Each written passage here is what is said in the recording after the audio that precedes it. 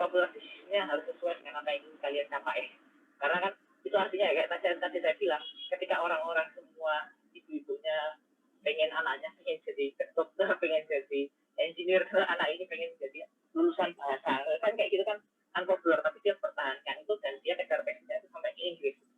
Nah, yang kayak gitu yang dicari gitu loh. Bukan ya unpopular ya boleh, tapi kan kalau misalnya linear dengan apa yang kalian capai itu berarti kan itu membuktikan bahwa kalian akan will do everything untuk mencapai goal tujuan tersebut, untuk mencapai jurusan tersebut. Nah, itu yang dicari. Kalau unpopular tapi malah negatif ya ini apa? Ya susah ya, maksudnya kalau misalnya nggak nyambung dengan jurusan kalian ya nanti kan unpopular itu kan belum tentu apa ya, belum tentu benar ya. Kan kalau garpu itu kan bengkok belum tentu berguna. Gitu.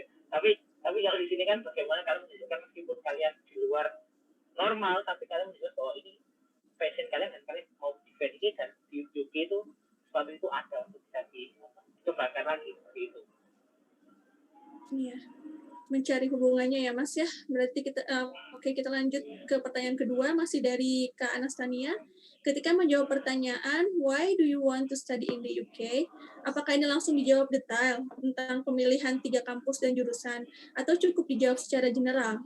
Karena saya pernah mendengar kisah dari teman yang gagal di interview, dia menjawab secara general dan tidak ada follow up question untuk menjelaskan alasan pemilihan. Nah, Silakan Mas Jibril. Jadi kalau pengalaman general boleh, tapi harus jadi gini. Ini juga menarik ya, pemilihan kampus di UK itu ada yang jawabannya itu template. Jawabannya template itu jadi karena Inggris edukasinya bagus, terus habis itu kampus A ranking dunianya begini, rankingnya berapa, udah gitu aja. Itu jawaban template orang saya jadi ala-ala biasa lah itu ya. Kalau yang benar adalah general, habis itu spesifik ke kampus dan ada listeningnya. Misal saya dulu ya, konkret supaya jelas. Dulu ya saya menjelaskan kalau UK kenapa kok ngambil ini. Kebetulan ini contoh karena healthcare ya. Jadi karena saya lihat NHS itu adalah salah satu sistem healthcare yang tertua di dunia. Yang dia tuh sudah punya banyak sekali pembelajaran tentang bagaimana industri kesehatan maupun asuransi kesehatan negara itu berjalan. Dan mereka adalah suatu asuransi yang memang belum terbaik saat ini. Karena aku pernah beberapa kali terbaik ya, tapi belum tentu selalu bisa terbaik. Tapi masyarakatnya itu enggak benar-benar dengan NHS. Nah, terus saya lihat dari kampusnya, kebetulan saya ngambil UCL Healthcare Management and Entrepreneurship ya. Jadi saya lihat UCL ini kampus yang dia itu manajemennya salah satu yang terbaik lah di UK.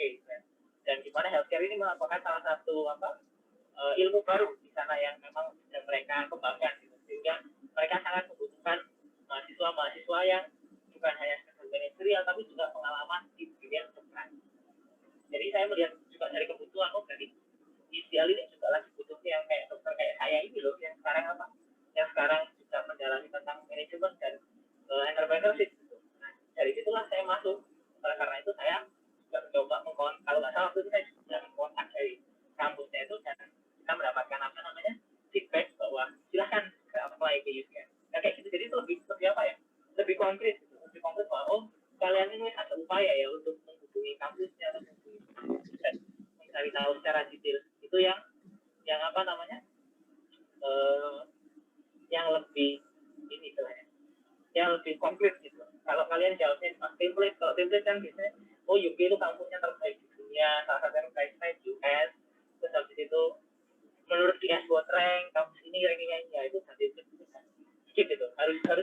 Harus personalize per kampus dan kalau bisa sudah ada report untuk mengkontak atau betul mempelajari tentang jurusan kampus gitu.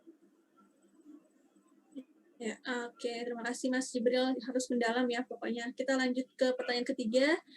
Ketika diberi kesempatan balik untuk bertanya kepada interviewer, apakah tipe pertanyaan yang bisa mempengaruhi bobot skor penilaian kita? Ya, pertanyaannya. Di akhir ya. Jadi dia itu semacam ini aja ya. Jadi pertanyaan balik kepada juri itu bukan untuk, kalau tidak salah sih tahu di tampil penilaian itu dia tidak ada nilai khususnya, tapi itu akan meninggalkan impresi yang bagus buat reviewer, karena reviewer itu kan setelah menilai itu nanti kan dia hitung-hitung lagi benar nggak ya ini, benar nggak ini, benar nggak itu, benar nggak ini. Terus nanti dia akan diskusi.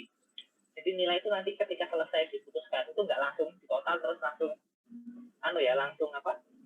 langsung kumulatif terus langsung dipilih. Nah, nanti setelah total nanti akan ada diskusi lagi.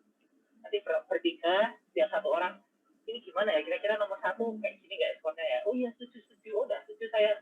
Itu nanti kalau kalian itu benar-benar niatnya benar-benar bagus dan passion, itu pasti nanti akan ada yang membela gitu, interviewer yang mau membela gitu.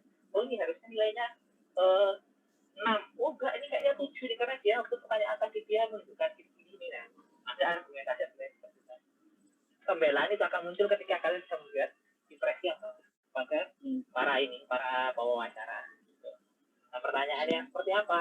Ya tadi kembali ke pertanyaan yang kira-kira mereka bisa jawab dan sesuai dengan kapasitas mereka.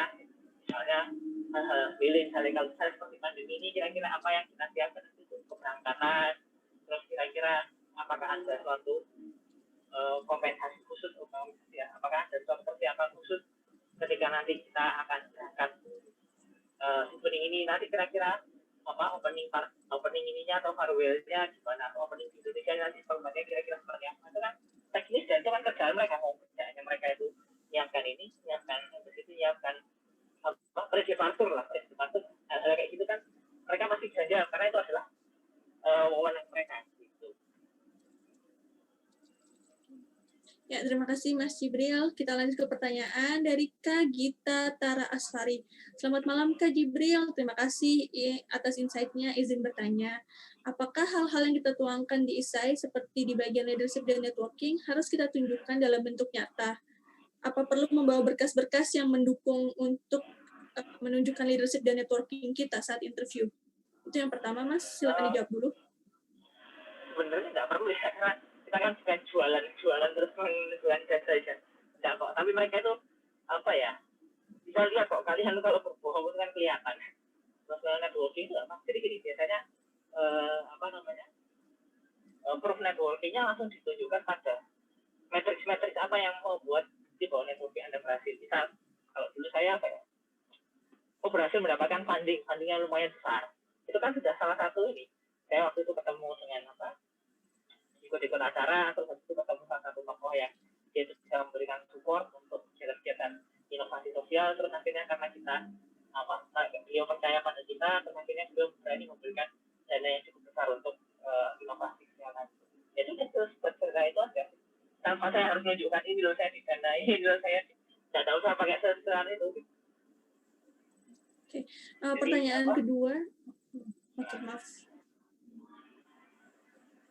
Ya, silakan dilanjut Mas Jibril. Ya udah, intinya apa? Tidak usah bawa bukti, tapi ceritakan aja ya apa adanya gitu. Oke, terima kasih. Lalu pertanyaan kedua tentang pertanyaan kontribusi yang akan diberikan untuk UK maupun Swivening Community. Bagaimana menjawabnya ya, Kak? Oh ya, itu tadi kembali ke filosofinya beasiswa ini beda dengan beasiswa yang lain. Ada beasiswa yang lain itu yang mungkin filosofinya adalah untuk membangun Indonesia. Ada yang dia itu filosofinya untuk riset dan tertentu. Nah, kalau ini kan diploma sama Indonesia ya sudah, jawabannya kalau bisa di matchingkan. Tadi makanya saya menyuruh teman-teman belajar bidang kalian yang berhubungan dengan sama Indonesia itu apa gap-nya yang masih kosong dan apa yang bisa kalian improve. Itu yang lebih pas. Kalau saya kan dulu kan belajar healthcare management dulu, ya sebenarnya meskipun pada kenyataannya nggak sesuai dengan apa yang saya tulis sebelumnya, tapi sekarang kan saya akhirnya membuat diplomasi antara UK sama Indonesia khususnya dalam pengelolaan tentang COVID-19. Nah itu kan akhirnya wujudnya itu mungkin nanti ke depan belum tentu apa yang kalian sampaikan itu akan tercapai, tapi yang dicari mereka adalah mindset. Mindset saya adalah ketika lulus saya bagaimana caranya saya give back ke UK itu dengan cara membangun relasi yang bagus antara UK sama Indonesia. Kayak gitu sebenarnya. Ya begitu. Terima kasih Mas Jibril. Itu semoga menjawab ya Kak Gita. Kita lanjut ke pertanyaan dari Kak Najmiyatun Lailatul Haq. Kalau alasan pemilihan salah satu kampus di UK karena mendapat testimoni tentang bidang yang kita mau tekuni di sana, kampus tersebut adalah kampus pertama yang mendirikan bidang tersebut, apakah cukup sebagai alasan? Boleh, tapi kan masalahnya kan